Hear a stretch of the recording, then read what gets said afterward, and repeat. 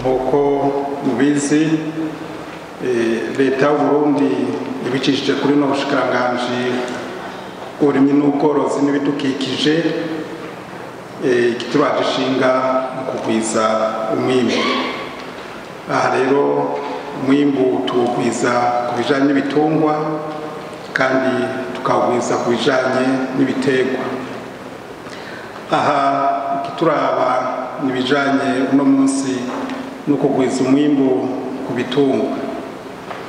Ubworozi rero bw'ibitungwa n'ubwa kera burazwi kandi turazi inka za kera ingene zatanga umwimbu w'amata, ni kuvuga ko zitimbuka cane, ariko si kuvuga ko zitari zifise akandi kamaro.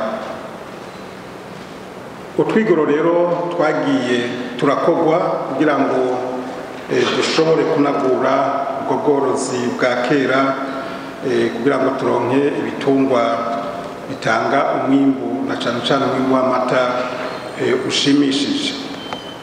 Ibi turabibona kuva mu mwaka w'1980 harabayeho imigambi itandukanye yo kuzana mu Burundi inka za kijambere. Aha twovuga niho hatanguye kuza amafrizone, niho hatanguye kuza ubwoko bw'inka bita amajersi n'ibindi. Mu mwaka w'1996 niho hatanguzwa gukoresha kwimisha ku nshinge.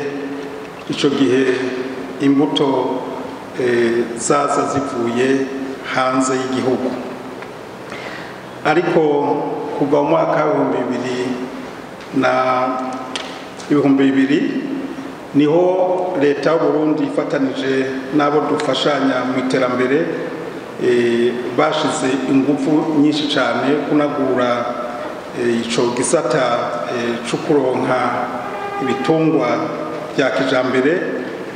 Ni naho rero twaciye tubona ko ibintu byo kwimisha ku nshinge byateye imbere cane. Gushika rero mu mwaka w'2016 uwo mugambi urakora, ariko akabijya nuko kuva mu mwaka w'2016 ubu dukoresha imbuto z'inka duhinguriye ngaha nyene mu gihugu cacu, tutakura nyinshi hanze mu gihugu. Ibi rero bikatwereka yuko turiko turatera imbere, ariko nuko ibi tubikora atategeko na rimwe rihari bigenga. Naco gituma muri iyi myaka nyene kuva mu mwaka w'2016 hari ikigo co kwimishirizamo ku nshinge ngaha i Burundi. Izo mbuto zose nko nayivuze zikaba zitegurirwa muri ico kigo. Hariho abakozi, ico kigo kirafise ibikoresho bikwiye naho abakozi bamwe bariko barasaza. Aha rero twashimye kuzana iyi nteguro y'itegeko kugira ngo igihugu c'u Burundi gishobore kuja ku rwego mpuzamakungu mu gukoresha ubuhinga, hanyuma kandi dushobore no ku rwego rw'igihugu nyene gutera imbere. Ibi bizotuma y'amahera y'agaciro twahora dukoresha mu gukura hanze izo mbuto z'ibitungwa agabanuka, hanyuma kandi bizotuma dushobora no kuronka ubwoko bw'ibitungwa tuba tuzi twebwe nyene, gutyo bishobore gukingira iki gisata c'ubworozi.